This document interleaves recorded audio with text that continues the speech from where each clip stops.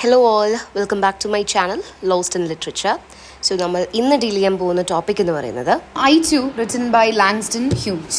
അപ്പം Langston Hughes നമുക്കറിയാം, he's an American poet. He's also an essayist, playwright, short story writer, and he's still considered as one of the most renowned contributors to the American literature in 20th century. Okay, so and he rose to prominence during the Harlem Renaissance, and it continued to produce experimental and groundbreaking work for the next several decades. എന്നാണ് ആളുടെ ഇൻട്രൊഡക്ഷനിൽ പറയുന്നത്. So Harlem റിനൈസൻസിൻ്റെ സമയത്താണ് ആൾ കുറച്ചും കൂടെ prominent ആയി വന്നിട്ടുണ്ടായിരുന്നത്. And അതിനുശേഷവും ആൾ ഒരുപാട് എക്സ്പെരിമെൻ്റൽ ആൻഡ് ഗ്രൗണ്ട് ബ്രേക്കിംഗ് ആയിട്ടുള്ള വർക്ക്സൊക്കെ കുറച്ചു കാലം കൂടെ കൊടുത്തിട്ടുണ്ടായിരുന്നു. ഹാർലം റിനൈസൻസ് എന്ന് പറയുന്ന ഒരു കൾച്ചറൽ ആൻഡ് ലിറ്റററി മൂവ്മെൻ്റ് ആയിരുന്നു that took place in the African American community in 1920s and 1930s. അതിൻ്റെ സെൻറ്റർ ഹാർലമിലായിരുന്നു. അതാണ് ഹാർലം റിനൈസൻസ് എന്ന് തന്നെ വിളിക്കുന്നത്. ഹാർലം, ന്യൂയോർക്ക്, അങ്ങനത്തെ സ്ഥലങ്ങളിലൊക്കെ artistic expression, literature, music, politics ഇതെല്ലാം ഫ്ലറിഷ് ചെയ്യുന്ന ഒരു ടൈമായിരുന്നു. And that movement sought to challenge racist stereotypes and celebrate African American culture, identity and experience. അപ്പം അങ്ങനെയാണ് ഈ ഹാർലം റിനൈസൻസ് ഫേമസ് ആയത്. അപ്പോൾ ലാങ്സ്റ്റൺ ഹ്യൂംസിനെ പോലെ ഉള്ള റൈറ്റേഴ്സ് ആ സമയത്ത് പ്രൊമനൻ്റ് ആയിട്ട് എഴുതിയിട്ടുണ്ടായിരുന്ന ആൾക്കാരായിരുന്നു. And they produced works that explore the themes of race, identity, class, gender. അപ്പം അതാണ് Harlem renaissance. And it was a response to the trauma and disillusionment of world war I, great migration of African Americans from south to the north, then their ongoing struggle for civil rights.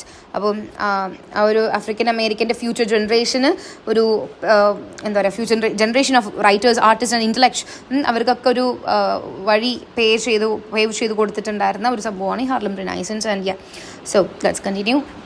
And Hume's was famous for vocalizing the concerns of working class African Americans. Okay, working class African Americans ആണ്, അവരെക്കുറിച്ചാണ് ആൾ കുറേ വോക്കലൈസ് ചെയ്തിട്ടുള്ളത്, ഒരുപാട് എഴുതിയിട്ടുള്ളത്.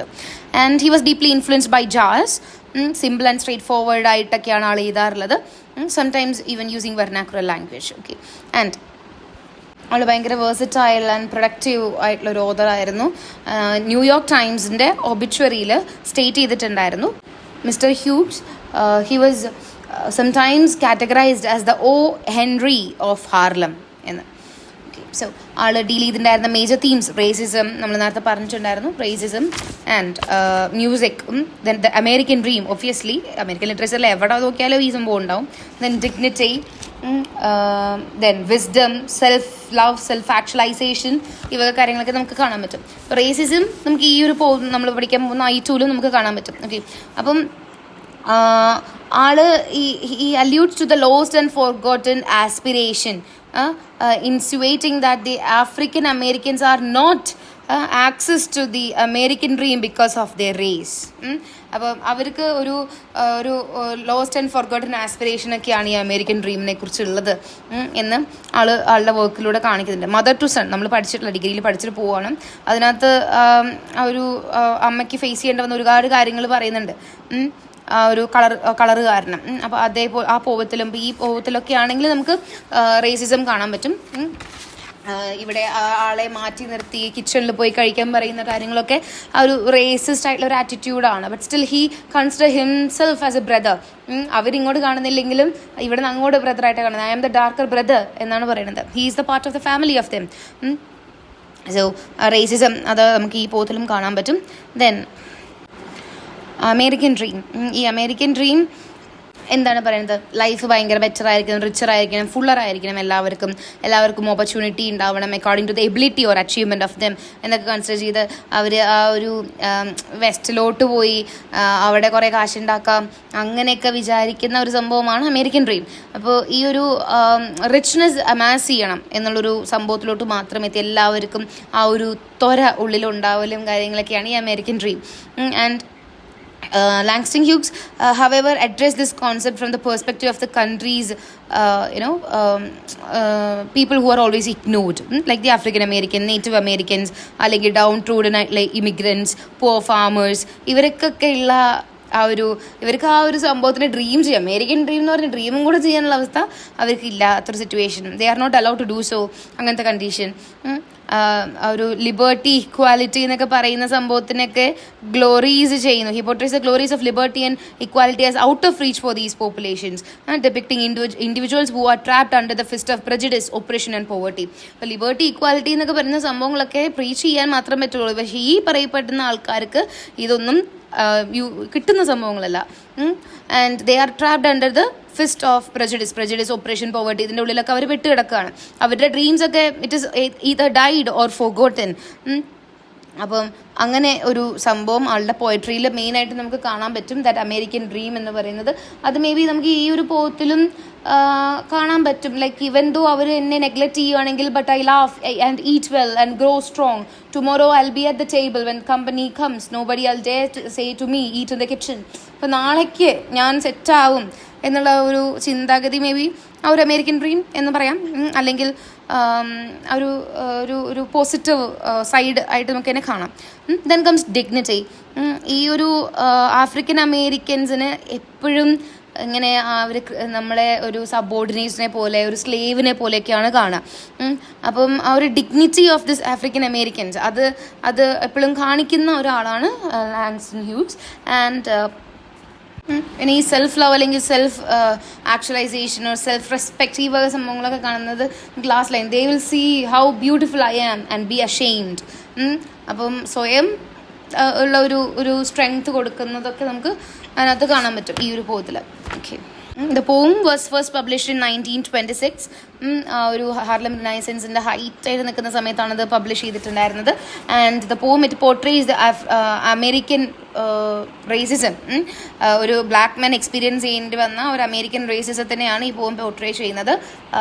In the poem white people they deny the speaker of the literal and metaphorical seat at the table. ഒരു position ഇല്ല എന്നും may be അവിടെ food കഴിക്കാൻ ടേബിളിൽ ഇരിക്കാൻ പാടില്ല എന്നും പറഞ്ഞിട്ടുണ്ട്. അപ്പോൾ ലിറ്ററൽ ആൻഡ് മെറ്റഫോറിക്കൽ മീനിങ് അവിടെ നമുക്ക് അതിന് കൊടുക്കാൻ പറ്റും. And the speaker asserts that he is just as much as A part of America as white people are. And അപ്പം ആളുടെ ആ ഒരു പൊസിഷൻ അല്ലെങ്കിൽ ലൈക്ക് ആളുടെ ഒരു ഇൻഡിവിജ്വാലിറ്റി, ആളുടെ ഒരു ബ്യൂട്ടി, ആളുടെ സ്ട്രെങ്ത് ബ്ലാക്ക് പീപ്പിളിൻ്റെ ഒക്കെ അത് അവർ മനസ്സിലാക്കണം എന്നാണ് പറയുന്നത്. The poem begins and ends with I too. അതാണ് നമ്മുടെ ടൈറ്റിലും. ഇതിനെ I too sing America എന്ന് പറയും, അങ്ങനെ ഒരു ടൈറ്റിലുണ്ട്. But it was initially titled as Epilogue. Okay, അപ്പോൾ I too എന്നാണ് I too sing America എന്ന് ഇത് അറിയപ്പെടും. ആൻഡ് ഓൾസോ ഇതിൻ്റെ ആദ്യത്തെ ടൈറ്റിൽ എന്ന് പറയുന്നത് എപ്പിലോഗ് എന്നായിരുന്നു. ദ വെരി ബ്ലൂസ് എന്ന് പറയുന്ന ഒരു കളക്ഷനിൽ, ആളുടെ കളക്ഷനിൽ 1926 volume of Langston Hughes poetry, അതിനകത്ത് വന്ന സമയത്ത് എപ്പിലോഗ് എന്നായിരുന്നു. പിന്നെയാണ് അതിൻ്റെ പേര് മാറ്റിയിട്ടുള്ള I too sing America അല്ലെങ്കിൽ I too എന്നാക്കിയത്. ഓക്കെ, സോ ഈ I എന്ന് പറയുന്നത് അല്ലെങ്കിൽ I too എന്ന് പറയുന്നതിന് ഒരു സിംബോളിക് മീനിങ് ഉണ്ട്. ആൻഡ് ഈ I in the poem it depicts not only the poet but also the whole black race of Afro-Americans who have been always subordinated by or considered as second citizens by the Americans. പക്ഷെ ദേ equally love and respect the country that they are living. അമേരിക്കനെ അവർക്ക് ഇഷ്ടമാണ്, പക്ഷെ അവരെ എപ്പോഴും ഒരു second class citizens ആയിട്ടേ കൺസിഡർ ചെയ്യുന്നുള്ളൂ. അപ്പോൾ ഈ വക കാര്യങ്ങളൊക്കെയാണ് ഈ പോത്തിൽ അഡ്രസ് ചെയ്യുന്നത്. Okay, so the speaker he claims that he too sings America. I too sing America. I am the darker brother. They send me to eat in the kitchen when company comes, but I laugh and eat well and grow strong. Tomorrow I will be at the table when company comes. Nobody will dare say to me, eat in the kitchen then. Besides, they will see how beautiful I am and be ashamed. I too am America. Okay, അപ്പം ഈ ഒരു first പറയുന്നതിൽ എന്താ, ഞാനും ഈ അമേരിക്കയുടെ may be national എന്തം അല്ലെങ്കിൽ അമേരിക്കയിൽ തന്നെയാണ് ഞാനും. പക്ഷെ ഞാൻ ഡാർക്കർ ബ്രദറാണ്. ആള് പറയുന്നുണ്ട്, I am the dark brother, ഞാനാണ് ഡാർക്ക് ബ്രദർ. ഒരു ബ്രദർഹുഡ്, അവർ കണക്റ്റഡ് ആണ്, അവർക്ക് അങ്ങനെയൊക്കെ ഉണ്ട്. പക്ഷേ ഇങ്ങോട്ടാണ് ഒന്നും ഇല്ലാത്തത്. And who is send to eat in the kitchen when the guest arrived. Guest വന്ന സമയത്ത്, ഗസ്റ്റ് വിസിറ്റ് ചെയ്യുന്ന സമയത്തൊക്കെ കിച്ചണിൽ പോയിരുന്ന് കഴിക്കാൻ പറയുന്നത് എന്നോടാണ്, ഈ ഡാർക്ക് ബ്രദറിനോടാണ് പറയുന്നത്. പക്ഷെ അത് കേട്ട് കഴിഞ്ഞാൽ വിഷമിക്കുന്ന പകരം ഞാൻ ചിരിക്കുകയാണ് ചെയ്യുന്നത്. ആൻഡ് ഐ ഈറ്റ് വെൽ, ഞാൻ എന്നിട്ട് സ്ട്രോങ് ആവും, ബിഗർ ആവും. എന്നിട്ടോ tomorrow I will go and sit in the table when the guest comes. ആ സമയത്ത് എന്നോട് ആരും പറയില്ല കിച്ചണിൽ പോയിട്ടിരുന്ന് ഈറ്റ് ചെയ്യാൻ. എൻ്റെ ബ്യൂട്ടി അതവർ മനസ്സിലാക്കും. And they will be ashamed because I too am America. ഞാനും അമേരിക്കയുടെ ഒരു ഭാഗമാണ് എന്നാണ് പറയണത്. സിമ്പിൾ ഷോർട്ട് പോവാണ്, കുറച്ച് ലൈൻസ്, സിമ്പിൾ ലാംഗ്വേജ്, ഫ്രീ വേഴ്സിലാണ് എഴുതിയിട്ടുള്ളത്. അപ്പോൾ ഒരു ആഫ്രിക്കൻ അമേരിക്കൻ മാനിൻ്റെ പെർസ്പെക്റ്റീവിലാണ് ഇത് എഴുതിയിട്ടുള്ളത്. ഒരു സ്ലേവ് ആയിരിക്കാം, അല്ലെങ്കിൽ ഒരു ഡൊമസ്റ്റിക് സെർവൻ്റ് ആയിരിക്കാം. ഇവിടെ ഈ സ്പീക്കർ തുടങ്ങുന്നത് തന്നെ by declaring that he too can sing America. Means like ആൾക്കുണ്ട് ഈ ഒരു അമേരിക്കയോട് പാട്രിയോട്ടിസം കാണിക്കാനുള്ള റൈറ്റ് ആൾക്കുണ്ട്. He is claiming his right to feel patriotic towards America. ആ ഡാർക്കർ ബ്രദർ ആണെങ്കിൽ കൂടെ ആൾക്ക് ആ ഒരു എന്താ പറയുക, ഒരു പാട്രിയോട്ടിക് ഫീലിംഗ് ടുവേർഡ്സ് അമേരിക്ക തോന്നാൻ റൈറ്റ് ഉണ്ടെന്നാണ് പറയുന്നത്. അവർ കിച്ചണിൽ ഇരുന്ന് കഴിക്കാൻ പറയും, ടേബിളിൽ കഴിക്കാൻ പറ്റില്ല എന്ന് പറയുന്നത് ആ ഒരു സമയത്ത് റേഷ്യൽ സെഗ്രിഗേഷനെയാണ് കാണിക്കുന്നത്. 20th സെഞ്ച്വറിയിൽ ഉണ്ടായിരുന്ന റേഷ്യൽ സെഗ്രിഗേഷൻ, അതിനെയാണ് ഇവിടെ റെഫർ ചെയ്യുന്നത്. ആൻഡ് ഈ ടേബിളിൽ ഇരുന്ന് കഴിക്കാൻ സമ്മതിക്കാത്ത ആ ഒരു സംഭവം, it is the hypocrisy of the white people അല്ലേ. Even though black people are the part of the American family, white people അവരെ എപ്പോഴും എക്സ്ക്ലൂഡ് ചെയ്യുക, അല്ലെങ്കിൽ നെഗ്ലക്റ്റ് ചെയ്യുക, അല്ലെങ്കിൽ ഇഗ്നോർ ഒക്കെ ചെയ്യുകയാണ്. അവരും പക്ഷേ ഈ ഒരു അമേരിക്കയുടെ ഹിസ്റ്ററിക്കും കൾച്ചറിനൊക്കെ കോൺട്രിബ്യൂട്ട് ചെയ്യുന്ന ആൾക്കാരാണ്. അപ്പോൾ ആളോട് പറയുന്നത് black people, black culture, black community, that labour taken by them all have been a key to create this America. അതിനും ഒരു സിഗ്നിഫിക്കൻറ്റ് പാർട്ടുണ്ട് ഈ അമേരിക്കയായി നിൽക്കുന്നതിൽ. ഓക്കെ, സോ അപ്പോൾ നമ്മൾ റേഷ്യൽ സെഗ്രിഗേഷനെ കുറിച്ച് പറഞ്ഞു 20th സെഞ്ച്വറിയിൽ ഉണ്ടായിരുന്നത്. അപ്പോൾ ആ ഒരു സമയത്ത് ഈ African Americans they had to face discrimination in nearly every aspect of their life. അവർക്ക് they were forced to live, work and eat and travel separately from their white counterparts. അവർക്ക് ഒരുമിച്ച് ഇരിക്കാൻ പറ്റില്ല, നടക്കാൻ പറ്റില്ല, വർക്ക് ചെയ്യാൻ പറ്റില്ല, travel ചെയ്യാൻ പറ്റില്ല എന്നൊക്കെ പറയുന്ന ആ ഒരു ഡിവൈഡ് അവിടെ ഉണ്ടായിരുന്നു. അവർക്ക് സിവിൽ അല്ലെങ്കിൽ ലീഗൽ റൈറ്റ്സ് കുറവായിരുന്നു ഉണ്ടായിരുന്നത്. ബാക്കിയുള്ളവർക്ക് എന്തും ആവാം, ഇവർക്കൊന്നും ആവില്ല, ചെയ്യാൻ പാടില്ല എന്നുള്ള ഒരു സംഭവം. They were often victims of racial violence. ഒരുപാട് പേര് അറ്റാക്കിയിലും കാര്യങ്ങളൊക്കെ. ഇവൻ റീസെൻ്റ്ലി, ഇത് പണ്ടത്തെ കാര്യം മാത്രമല്ല, ഇപ്പോഴും അതൊക്കെ ഏകദേശം അങ്ങനെയൊക്കെ തന്നെയാണ്. അപ്പോൾ ഒരു ഇക്കോണമിക് മാർജിനലൈസേഷൻ അവർക്ക് ഫേസ് ചെയ്യേണ്ടി വന്നിട്ടുണ്ടായിരുന്നു. നോർത്തിലും സൗത്തിലും ഒക്കെ ഫേസ് ചെയ്യേണ്ടി വന്നിട്ടുണ്ടായിരുന്നു. അപ്പോൾ ഇത്രയും അവർ സഫർ ചെയ്യേണ്ടി വന്നിട്ടുണ്ടെങ്കിലും, ഇങ്ങനെ ഇരിക്കാൻ പറയെങ്കിലും ആളെന്താ ചെയ്യണത്? He laugh at that hypocrisy and he eat well, grow strong. അപ്പോൾ ഇവിടെ കാണിക്കുന്നത് ആ ഒരു black people how they respond to racism and segregation. അവർ തളർന്നിരിക്കുകയല്ല വേണ്ടത്, ലൈക്ക് അവർ മോട്ടിവേഷൻ കൂടെയാണ്, അവർ സ്ട്രോങ് ആയിട്ടിരിക്കുകയാണ് വേണ്ടത്. എന്നാലേ നാളേക്ക് അവർക്ക് ബെറ്റർ ആവാൻ പറ്റുള്ളൂ. So by creating a vibrant and independent cultural tradition for themself, that cultural tradition will give them a kind of strength that the whites will no longer be able to ignore their contribution. അപ്പോൾ അവർ strong ആയിട്ട് അവരുടെ കൺട്രിക്ക് കൊടുക്കേണ്ട കാര്യങ്ങളൊക്കെ കൊടുത്ത് അത്രയും strong ആയിട്ട് ചെയ്യുവാണെങ്കിൽ ഈ ഒരു വൈറ്റ്സിന് അവരെ ഇഗ്നോർ ചെയ്യാൻ പറ്റാത്തൊരു സിറ്റുവേഷൻ വരുത്തണം. അങ്ങനെ ഞാൻ ആവുമെന്നാണ് പറഞ്ഞത്. Tomorrow I will be at the table. അപ്പോൾ ലിറ്ററൽ ആൻഡ് മെറ്റഫോറിക്കൽ രണ്ടിലും ടുമോറോ ഞാൻ ആ ടേബിളിൽ ഉണ്ടാവും. കമ്പനി വരുമ്പോൾ ആരും എന്നോട് പറയില്ല അവിടെ പോയിരുന്ന് കഴിക്കാൻ എന്ന്. ഓക്കെ, പിന്നെ ആൾ പറയുന്നത് എന്താ, not only him but everyone will be able to see how beautiful he was and they will regret doing all those to him. They will be ashamed എന്നാണ് പറയുന്നത്. Okay, the speaker will be like they will understand that the speaker is beautiful. Speaker was beautiful and he is beautiful. And അപ്പോൾ അവർക്ക് അതിൽ നാണക്കേട് വരും അവർ ഈ treat ചെയ്തതിലൊക്കെ എന്നാണ് പറയുന്നത്. Okay, this statement is extremely hopeful and optimistic അല്ലേ.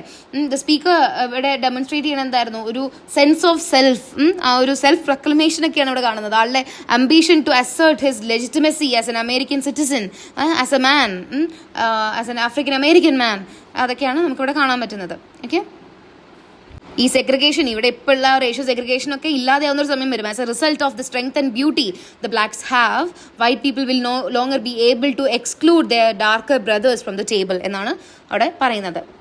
ഈ ബ്ലാക്സിന് കിട്ടുന്ന റെക്കഗ്നേഷൻ ഉണ്ടല്ലോ, അത് ഒരു സിമ്പതി കൊണ്ട്, വൈറ്റിന് സിമ്പതി കൊണ്ട് വരുന്നതൊന്നല്ല, അവരുടെ ആ ഒരു വാല്യൂ, അവരുടെ വാല്യൂ കൊണ്ട് കിട്ടുന്നതാണ്. ദാറ്റ് ബ്ലാക്ക് പ്രൈഡ്, അതാണ് ഇവിടെ കാണുന്നത്. അപ്പോൾ ഈ പോം ശരിക്കും അവരെ എൻകറേജ് ചെയ്യുന്നതാണല്ലോ ബ്ലാക്ക് പീപ്പിളിനെ to preserve themselves, to extend their contribution, deepen their contribution to American life and culture until these contributions of them are impossible to ignore. ഒരുപാട് ക്രിട്ടിക്സ് വിശ്വസിക്കുന്ന നൈറ്റു എന്ന് പറയുന്നത് ഒരു അൺഒഫീഷ്യൽ റെസ്പോൺസ് ആണ് വോൾട്ട് വിറ്റ്മൻ്റെ ഐ ഹിയർ അമേരിക്ക സിംഗിങ് എന്ന് പറയുന്ന, അല്ലെങ്കിൽ ഹൈ ഹിയർ അമേരിക്ക സിംഗ് എന്ന് പറയുന്ന ഒരു വർക്കിന് ഉള്ള ഒരു റിപ്ലൈ ആയിട്ട് ആണ്, റെസ്പോൺസ് ആയിട്ടാണെന്ന് പറയുന്നുണ്ട്. കാരണം ആ ഒരു വിറ്റ്മൻ്റെ പോയത്തിൽ വെറൈറ്റി ഓഫ് അമേരിക്കൻസിനെ കാണിക്കുന്നുണ്ട്. മെക്കാനിക്, കാർപ്പൻ്റർ, ബോട്ട്മാൻ, മദർ, അവരൊക്കെ ഈ അമേരിക്കയെ കുറിച്ച് സിംഗ് ചെയ്യുന്നു എന്ന് പറയുന്നത്. പക്ഷേ ഇങ്ങനത്തെ ആഫ്രിക്കൻ അമേരിക്കൻസ് അവർക്ക് അവരുടെ സ്ട്രഗിളിനെ കുറിച്ചോ അവരുടെ കാര്യത്തിനെ കുറിച്ചോ ആൾ ഒന്നും പറഞ്ഞിട്ടുണ്ടായിരുന്നില്ല. അപ്പോൾ അതുകൊണ്ടാണ് ഇങ്ങനൊരു റെസ്പോൺസ് കൊടുത്തിട്ടുള്ളത് എന്നാണ് പറയണത്. ഓക്കെ, അതായത് അവരൊക്കെ ഒരു പാട്രിയോട്ടിക് ആയിട്ട് അമേരിക്കനെ കുറിച്ച് പാടുന്നു, ജോയ്ഫുള്ളി പാടുന്നു. ഈ ഒരു ആഫ്രിക്കൻസിനെ ഒന്നും ആരും കൺസിഡർ ചെയ്തിട്ടില്ല. So Langston Hughes suggest that even though the circumstances are different for African Americans, they also deserve to experience patriotism. So that's all about the topic. Video ഇഷ്ടമായെങ്കിൽ please subscribe, like, comment and share it to your friends. So അടുത്തൊരു video ആയിട്ട് വീണ്ടും കാണാം. Until then, stay safe everyone.